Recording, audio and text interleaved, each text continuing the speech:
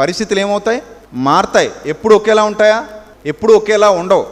బళ్ళు వాడలు అవుతాయట, వాడలు ఏమవుతాయట? బండ్లు అవుతాయట.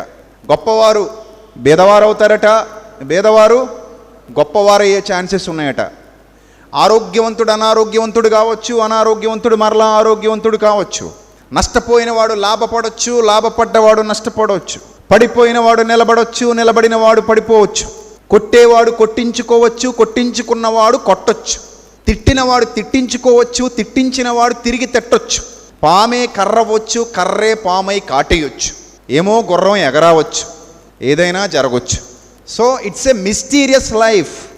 మనకి ఫ్యూచర్ గురించి ఏం తెలీదు. కొన్ని ఎగ్జాంపుల్స్ ఏమన్నా మీకు పరిస్థితులు మారిపోతాయని చెప్పడానికి కొన్ని ఎగ్జాంపుల్స్. మన మాజీ ముఖ్యమంత్రి, మహానటుడు, ఎన్నో గొప్ప గొప్ప చిత్రాల్లో నటించి గొప్ప గొప్ప విజయాలు సొంతం చేసుకుని ఆంధ్ర ప్రజలందరి ఆరాధ్య దైవంగా వెలుగొందినటువంటి మహానటుడు శ్రీ నందమూరి తారక రామారావు గారు. ఆ నట ప్రస్థానంలో నుంచి అత్యంత తక్కువ కాలంలో పార్టీ పెట్టి ఒక గొప్ప ముఖ్యమంత్రిగా ఎదిగాడు. ముఖ్యమంత్రి స్థానంలో గొప్ప హోదాను అనుభవించాడు. ఆ హోదా చిరకాలం నిలబడలేదు. అనతి కాలంలోనే వైస్రాయ్ హోటల్ సాక్షిగా ఆయన మీద చెప్పుల వర్షం కురిసింది. చివరి దినాలలో చాలా బాధతో, వేదనతో, ఆవేదనతో నాన్న వాళ్ళు కూడా దూరం అయిపోయి చనిపోయినటువంటి పరిస్థితి మహానటుడు ఎన్టీఆర్ గారి జీవితంలో మనం చూస్తున్నాం. ఎంత ఎత్తుకు ఎదిగాడో అంత క్రిందికి వచ్చేసాడు. పూల వర్షాలు కురిపించినటువంటి ప్రజలే చెప్పుల వర్షాలు కురిపించేటువంటి పరిస్థితికి ఆయన జీవితం వచ్చింది. ఎప్పుడూ కాలం ఒకలా ఉండదు. మహానటి సావిత్రి, ఏ కంటి నుంచి నీటిని రప్పించమంటారు డైరెక్టర్ గారు అని అడిగినటువంటి ఒక గొప్ప నటి. అలాంటి నటీమణులు దొరకటం అరుదు. అలాంటి గొప్ప నటీమణి మహానటి సావిత్రి గారు గొప్ప ఎంతో వెలుగొందిన జీవితం. ఆమె కారు దిగితే కారు డోర్ తీయడానికి 10 మంది ఉండేటువంటి పరిస్థితి. ఆమె అడుగులకు మడుగులు వచ్చేటువంటి పరిస్థితి. ఆమె కాల్ షీట్ల కోసం డైరెక్టర్స్, నిర్మాతలు క్యూ కట్టేటువంటి పరిస్థితి. తెలుగు మరియు తమిళ్ ఇంకా అనేక భాషల్లో నటిగా వెలుగొందుతూ ఎంతో ధనాన్ని చూసి ఎవరైనా దాన ధర్మాల కోసం వస్తే తన దగ్గర ఉన్న బంగారం కూడా ఇచ్చేసేటువంటి పరిస్థితిలో, ఏదైనా విపత్తు సంభవించినప్పుడు ప్రభుత్వాలకు కూడా సహాయం చేసేటువంటి గొప్ప పరిస్థితిలో వెలుగొందినటువంటి ఒక మహానటి చిట్ట చివరి దశలో తినటానికి తిండి లేక, ఉండటానికి ఇల్లు లేక, కట్టడానికి బట్ట లేక, గుప్పెడు మెతుకుల కోసం ఆశగా అందరి వైపు చూస్తూ చచ్చిపోయినటువంటి దినాలు గుర్తు చేసుకుంటుంటే జీవితం ఇలా కూడా ఉంటుందా అనిపిస్తుంది. 2009లో పోటీ చేసినటువంటి మెగాస్టార్ చిరంజీవి గారు, ఒక మహానటుడు, ఒకప్పుడు యువతరాన్ని ఉర్రూతలూగించినటువంటి నటుడు. ఎవరయ్యా మీ అభిమాన ఆరాధ్య దైవం అంటే మెగాస్టార్ చిరంజీవి అని ప్రతి ఒక్కరూ చెప్పుకునేలా ఆ స్టెప్పులకి ఫిదా అయిపోతూ, ఆ సినిమా చూసి ఈలలేస్తూ, కేకలేస్తూ అంత గొప్పగా ప్రజల్లో పేరు సంపాదించుకున్న ఆయన ఎలక్షన్ సాక్షిగా ఆయన మీద కోడిగుడ్ల వర్షం కురిసింది. నేను ఇక సినిమాలు చెయ్యను, రాజకీయాలకే నా జీవితం అంకితం చేస్తున్నానని చెప్పుకున్నటువంటి వ్యక్తి చిట్ట చివరిగా రాజకీయాల నుంచే నిష్క్రమించాల్సినటువంటి పరిస్థితి. మరలా ఏ సినిమా అయితే ఆయన ఎత్తుకు తీసుకెళ్ళిందో ఆ సినిమాలోనికే వచ్చేసినటువంటి పరిస్థితి. ఎప్పుడు కాలం ఎవరిని ఎక్కడ నిలబెడుతుందో ఎవరికి తెలీదు. 1978లో మన మాజీ ప్రధాని ఇందిరాగాంధీని సాక్షాత్తు పార్లమెంటే కంటెంట్ ఆఫ్ హౌస్ కింద అరెస్ట్ చేసింది. ఒక గొప్ప స్థితిలో ఉన్నటువంటి ఆమె అరెస్ట్ అయ్యింది అంటే ఎంత బాధాకరం. చివరికి అంత గొప్ప హోదా అనుభవించినటువంటి ఇందిరాగాంధీ, అంత గొప్ప స్థితిలో ఉన్నటువంటి ఇందిరాగాంధీ తూట్లు తూట్లుగా దేహం అంతా కాల్చివేయబడి ఒక నాద శవంలా పడిపోయింది అంటే, అలాంటి ఎండింగ్ ఆమె జీవితంలోకి వచ్చింది అంటే ఎప్పుడూ కూడా కాలం ఒకలా ఉండదు. మహామేధావి, బహుభాషా కోవిదుడు, మహాపండితుడుగా పేర్గాంచినవాడు, దాదాపు అనేకమైన భాషలు అనర్గళంగా మాట్లాడగలిగినటువంటి వ్యక్తి మన మాజీ ప్రధాని పివి నరసింహారావు గారు. 420 కేసులో అరెస్ట్ అవ్వాల్సి వచ్చింది. ఎన్నో నిందలు ఎదుర్కోవాల్సి వచ్చింది. వివాదాలు చుట్టుముట్టాయి. గొప్పగా బ్రతికినటువంటి ఆయన చిట్ట చివరికి దహన సంస్కారాలు కూడా సరిగా జరగక, శవం కూడా సరిగా కాలని పరిస్థితుల్లో ఆయన జీవితం ముగిసిపోయింది అంటే కాలం ఎప్పుడూ ఒకలా ఉండదు. ఎంతో గొప్ప స్థితిలో ప్రజల చేత ఎన్నుకొనబడి అత్యధిక మెజార్టీతో గెలుపొందినటువంటి ఆంధ్ర ప్రజల ఆరాధ్య సీఎం వైఎస్ రాజశేఖర్ రెడ్డి గారు 108 స్థాపించి ప్రజల గుండెల్లో కొలువైపోయాడు. ఆరోగ్యశ్రీ పథకాన్ని ప్రవేశపెట్టి ప్రజల గుండెల్లో కొలువైపోయాడు. ఎంతోమంది ఇప్పటికీ ఆయన పేరు చెప్పుకుంటారు, అంత గొప్పగా బతికాడు ఆయన. అలాంటి ఆయన హెలికాప్టర్ ప్రమాదంలో ఆయనకు దహన సంస్కారాలు చేయడానికి కూడా శవం దొరకనంత స్థితిలో ముక్కముక్కలుగా ఈ లోకాన్ని విడిచిపెట్టి వెళ్ళిపోవడం ఎంత దిగ్భ్రాంతికరం, ఎంత బాధాకరం మీరు ఆలోచించండి. ఆయన కుమారుడు వైఎస్ జగన్మోహన్ రెడ్డి ఈరోజు మన ముఖ్యమంత్రిగా కొనసాగుతున్నారు, కానీ 16 నెలలు జైలు జీవితం అనుభవించి ఎంతో వేదనకు గురయ్యాడు, ఎంతో బాధకు గురయ్యాడు, ఎన్నో అవమానాలు పొందుకున్నాడు.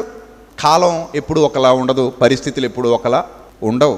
తమిళనాట ఎంతో క్రేజ్ సంపాదించుకున్నటువంటి గొప్ప నటి, అమ్మగా పిలువబడినటువంటి నటి జయలలిత. అలాంటి గొప్పగా పేరు ప్రఖ్యాతులు సంపాదించుకున్న ఆమె అసెంబ్లీ సాక్షిగా వ్యవస్థ అయిపోయింది. జుట్టు ఓడదీసి మరలా బయటికి పంపిస్తే నేను జుట్టు ముడేను ఈ అసెంబ్లీకి వచ్చేంతవరకు అని శపథం చేసింది. అన్నట్టుగానే మరలా అసెంబ్లీలో అడుగు పెట్టింది. చివరికి ముఖ్యమంత్రి అయి కూర్చుంది. తమిళ ప్రజల గుండెల్లో కొలువుందింది. ఆ తర్వాత ఆమె కూడా కొన్ని కుంభకోణాల కేసుల్లో ఇరుక్కొని జైలు జీవితం గడపాల్సి వచ్చింది. చివరికి ఎలా చనిపోయిందో మనందరికీ తెలుసు. పదవిలో ఉన్నా కూడా ఎన్ని ఇబ్బందులు ఎదుర్కొందో మనకు తెలుసు. ఆమె కూడా ఈ లోకాన్ని విడిచిపెట్టి వెళ్ళిపోయింది. ఇలా ఎంతమంది గురించి మనం మాట్లాడుకుందాం. ది గ్రేట్ అలెగ్జాండర్ ప్రపంచాన్ని జయించాలన్న ఏకఛత్రాధిపత్యంతో ప్రపంచాన్ని గుప్పెట్లో పెట్టుకోవాలనుకున్నటువంటి ది గ్రేట్ అలెగ్జాండర్ ఒకప్పుడు మహర్దశ నడిచింది. ఆ తర్వాత చివరిగా దోమకాటుకు గురై చచ్చిపోయాడు. అప్పుడు అన్నాడట, ఈ శవపేటికలో నుండి నా 2 చేతులు బయటకు పెట్టండి, నేను వెళ్ళిపోతున్నప్పుడు ప్రపంచాన్ని జయించిన అలెగ్జాండర్ ఒట్టి చేతులతో పోతున్నాడని ప్రపంచం తెలుసుకోవాలి అని కోరాడట. ఒకప్పుడు ప్రపంచాన్ని గడగడలాడిద్దాం అనుకున్న హిట్లర్ జర్మనీని అంతా ప్రపంచ పటంపై నిద్రపోయేవాడట. ఈ ప్రపంచాన్ని ఎప్పటికైనా నా హస్తగతం చేసుకోవాలని లక్షలాది మంది యూదుల్ని ఓచకోత కోసి చంపేశాడు జర్మనీని అంత హిట్లర్. కానీ ఒకానొక దినాన డిప్రెషన్కి గురయ్యాడు. ఓడిపోతున్నానన్న భయంతో, ఏం సాధించలేకపోయానే అనే దిగ్భ్రాంతితో, అది తట్టుకోలేక తన పిస్తోల్తో తనే కణితిలో కాల్చుకొని చచ్చిపోయాడు. మీరు ఎప్పుడు కూడా కళ్ళ ముందు కనబడుతున్న దాన్ని చూసి ఇతను ఎప్పటికీ ఇలాగే ఉంటాడని అనుకుంటే మోసపోయినట్టే, పప్పులో కాలేసినట్టే. ఆ కాల ప్రవాహంలో ఆ కాలచక్రం తిరుగుతూ ఉన్నప్పుడు ఎవరు ఎక్కడ ఎప్పుడు ఎలా మారిపోతారో ఎవరికి తెలీదు. ఒకప్పటి ముఖ్యమంత్రిగా వెలుగొందుతూ 2 తెలుగు రాష్ట్రాలకి గొప్ప స్థితిలో గొప్ప వైభవాన్ని అనుభవించినటువంటి చంద్రబాబు నాయుడు గారు ఆయన అపాయింట్మెంట్ కోసం 15 ఏళ్ల క్రిందట గుమ్మం బయట కేసీఆర్ గారు ఎదురు చూస్తూ నిలబడ్డాడంటే మీరు నమ్మగలరా? ఆయన అపాయింట్మెంట్ దొరికేది కాదు. చంద్రబాబు నాయుడు గారు అపాయింట్మెంట్ కోసం కేసీఆర్ గుమ్మం బయట నిలబడ్డాడు. ఈరోజు తెలంగాణకి తిరిగిలేని ముఖ్యమంత్రి కూర్చున్నాడు. ఆయన అపాయింట్మెంట్ కోసం ఈయన నిలబడాలి. కాలం అలా కూడా మారద్దు బిడ్డ, ఎప్పుడు ఎలా మారద్దో చెప్పలేం. ఎన్డీఏ ప్రభుత్వం అధికారంలో ఉండగా ఎన్డీఏలో సముచిత స్థానంలో ఉన్నటువంటి చంద్రబాబు నాయుడు అపాయింట్మెంట్ కోసం 15 ఏళ్ల క్రిందట ఈరోజున్న ప్రధానమంత్రి మోదీ వేచి చూశాడు అంటే మీరు నమ్మగలరా? 15 ఏళ్ళు గిర్రును తిరిగాయి, ఇప్పుడు ప్రధానమంత్రి కూర్చున్నాడు. ఆయన అపాయింట్మెంట్ కోసం ఈయన నిలబడాల్సినటువంటి పరిస్థితి వచ్చింది. ఒకప్పుడు గొప్ప సీఎం, అభివృద్ధి 2020 విజన్ ఉన్న నాయకుడు, జన్మభూమి అది ఇది అంటూ గొప్పగా పలికిన చంద్రబాబు నాయుడు గారు మొన్న జరిగినటువంటి ఎలక్షన్లో ఘోర పరాభవాన్ని రుచి చూడడం, ఆ తర్వాత మీడియా సాక్షిగా బోరున ఏడవడం. అసలు ఊహించలేదు అలా ఏడుస్తారని. అంత పెద్ద ఆయన. అంతే, టైం ఎప్పుడు ఎవరు ఎక్కడ ఎలా కూర్చుంటారో, ఎప్పుడు ఎవరి జీవితం ఎలా మారబోతుందో, ఎవరు ఏ స్థానానికి వెళ్ళిపోబోతున్నారో, ఎవరు ఏ స్థానంలో నుంచి పడిపోబోతున్నారో, ఎవరు గొప్పవాళ్ళు కాబోతున్నారో, ఎవరు భేదవాళ్ళు కాబోతున్నారో ఎవరికి తెలీదు.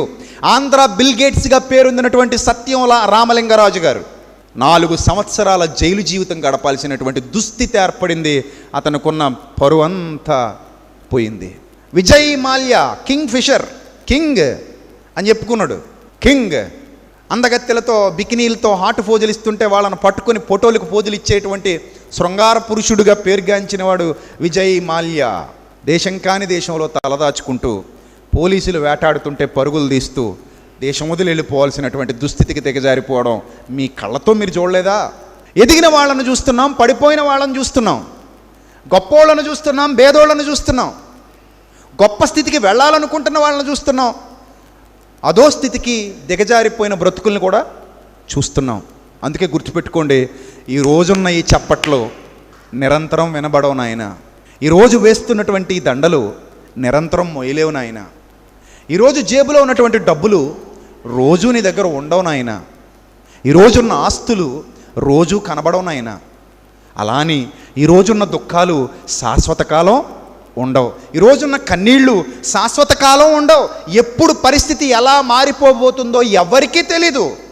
ఒకప్పుడు చిన్న స్థాయిలో బతికేవారు, ఈరోజు వాళ్ళ కొడుకులు అంబానీలు దేశాన్ని వెళ్తున్నారు పారిశ్రామిక రంగాల్లో. మీరు రిక్షా దొక్కోవచ్చు, మీ పిల్లలు ఐఏఎస్ ఆఫీసర్లు అవ్వచ్చు. మీరు ఐఏఎస్ ఆఫీసర్లు అవ్వచ్చు, మీ పిల్లలు రిక్షా దొక్కోవచ్చు. చెప్పలేం. పరిస్థితులు ఎప్పుడు ఒకలా ఉండవన్న చేదు నిజాన్ని జీర్ణించుకోవాలి. ఫస్ట్ నేను ఇంతే, నా బతుకింతే, ఇలాంటి పెచ్చ మాటలు ఎప్పుడు చెప్పకు. నా జీవితం ఇంతే, నేను బాగుపడేది లేదు, ఇంకా నేను ఎప్పుడు ఇలాగే ఉండిపోతాను, ఇంకా నా తరతరాల బతుకంతా ఇలాగే ఉంటుందని నువ్వు ఎప్పుడైనా చెప్పావంటే నువ్వు ఒక అజ్ఞానివి అని అర్థం. లైఫ్లో ఎప్పుడు ఎలాంటి మార్పులు సంభవిస్తాయో ఎవ్వరికి తెలియదు. అవమానాలనే పూలదండలుగా మార్చుకుని ఎదిగిన వాళ్ళు ఉన్నారు. అహంకారాన్ని కంఠాభరణంగా ధరించి అడుక్కు తింటూ పోయిన వాళ్ళు కూడా ఉన్నారు. కాలచక్రం ఎవరిని ఎప్పుడు ఎక్కడ కూర్చోబెడుతుందో ఎవ్వడికి తెలియదు. మరి ప్రజలందరికీ సీక్రెట్ తెలియదు అంటారా ఏంటి? ప్రపంచంలో ఆత్మహత్యలు చేసుకుని చచ్చిపోతున్నారు. ఆత్మహత్యలు ఎందుకు? పరిస్థితులు మారతాయి కదా. ఈరోజు ఉన్నట్టే జీవితం రేపు కూడా ఉండదు కదా.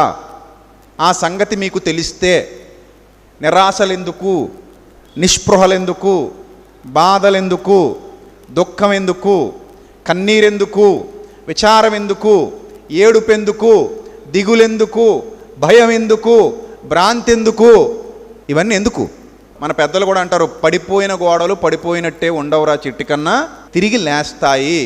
మన చిన్నతనం నుంచి మనం చూసినవి మారుతూ వచ్చాయి.